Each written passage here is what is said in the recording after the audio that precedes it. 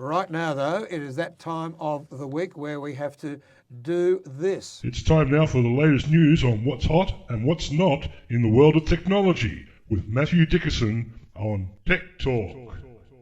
Here on TCFM 88.9. Matthew, good morning. Good morning, Richard. It was an interesting chat you had there with Andrew Berg a second ago. Indeed, it's something that's needed. Absolutely. It really did. And I know you supported it when you were mayor.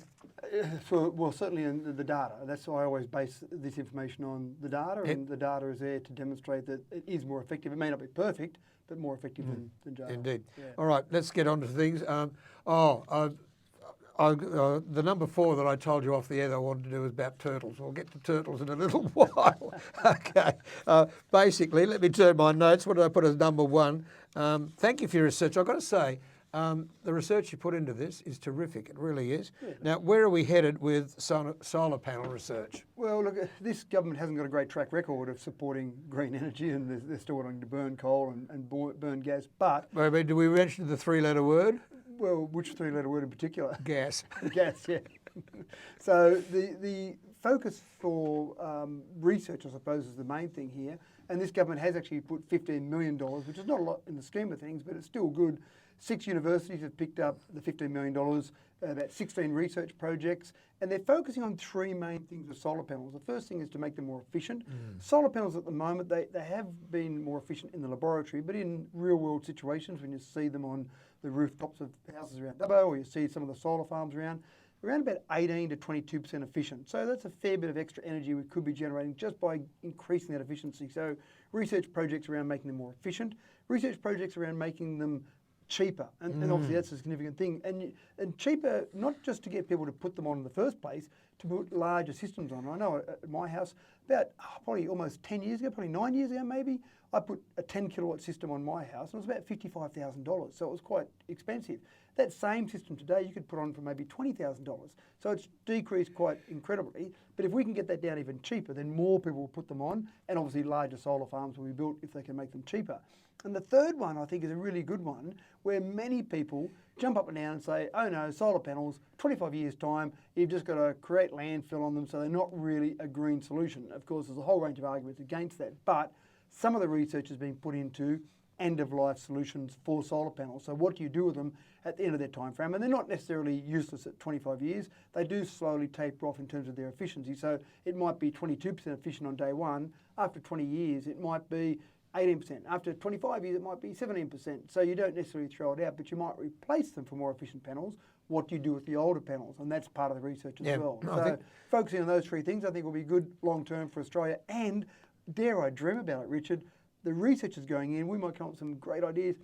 Can we get to the point where we're actually doing some manufacturing of solar panels here in this nation? So that was my next question. Yeah, Indeed it is. None of the research is focusing on that, but maybe if we keep coming up with these brilliant ideas, we might start doing manufacturing here, but maybe I'm dreaming. Yeah, well, no, I hope you're not. Now, nuclear batteries, this frightened me. I mean, how long do you want your battery to last? I mean, a nuclear battery lasts for 10,000 years, surely. Well, 28,000 years in a mobile phone, actually, so it'd just about do us for a mobile phone battery. And of course, it sounds pretty scary. And you'd get rid of your skin cancer with a mobile phone and a nuclear battery in the back of it. Just move it around to different parts of your body. Yeah. All right. But when you look at, say, for example, the Voyager space probes that were launched back in '77, they're into interstellar space, so they're too far away to pick up enough energy from the sun to keep running. So installed on those 2 probes were nuclear batteries. Now that's great because we're not sitting there talking on the phone with it next to our head while we're using them. They're shot off into space, obviously. But there is a company in California, NDB is the company's name, and they believe they can take nuclear waste, so not even digging up nuclear elements, take nuclear waste and turn that into long-life batteries. I mentioned mobile phones, 28,000 years. EVs, for example, electric vehicles, one of the things that people are worried about is range anxiety. Well, they believe they can make an EV with a 90-year battery life. So talk about solving range anxiety. Yeah. That's it, your lifetime. You have one battery in your car for its lifetime. Now, there are some issues around a minor thing called radiation. So that's what they're mainly working on is the safety around radiation.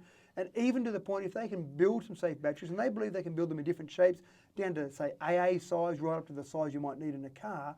But think about the I suppose, risk factor if you've got a battery that's safe, but it's in a car and then it's involved in a car accident. Suddenly, imagine saying, well, be careful of that accident, there's radiation coming out from that. So there's a fair bit of time to go, and they haven't put a time frame on when they'll be releasing these batteries, but research is going down that path. Yeah, indeed. I mean, and the other thing is, of course, a car can't last for 99 years. What do you do with the battery after the car bombs out after 20?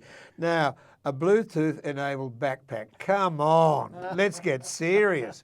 I'm even stretching it for this one, Richard. I'm a big fan of using technology, but this one I'm struggling with. So Samsonite's the company, so it's a well-known company that makes bags and backpacks, and they've got a Bluetooth-enabled backpack.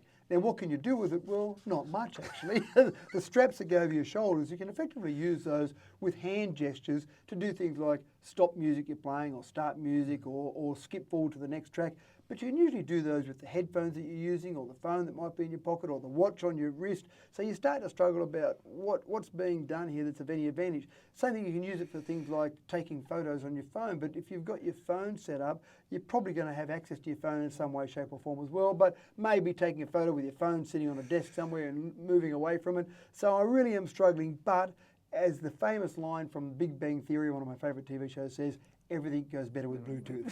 So maybe that's the logic from Samsonite this time around. Okay, finally, we've got a bloke in Canada who's in all sorts of trouble with Apple because he managed to say to people, look, give me your phone, well, we're going to get rid of it. And he got rid of them all right. He did them up and sold them. That's right. So Apple puts a lot of emphasis on its green credentials. They recycle a lot, they use a lot of green power, and one of their processes is they've got a company in Canada called Jeep, G-E-E-P, which they send off lots of phones. They had a contract to send off lots of phones and iPads and watches for recycling, not reselling. So in the contract time frame, they sent about 550,000 devices.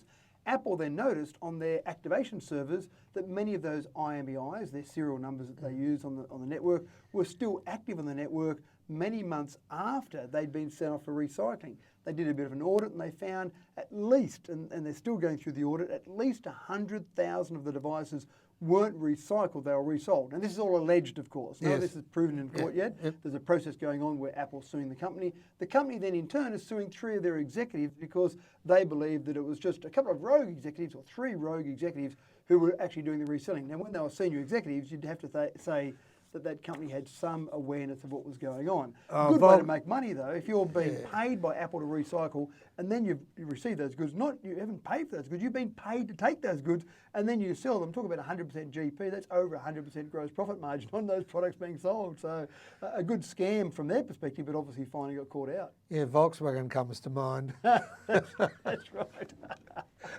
Matt, always good talking with you. See you next week for Tech Talk here on DCFM 88.9. Matt Dickerson, folks.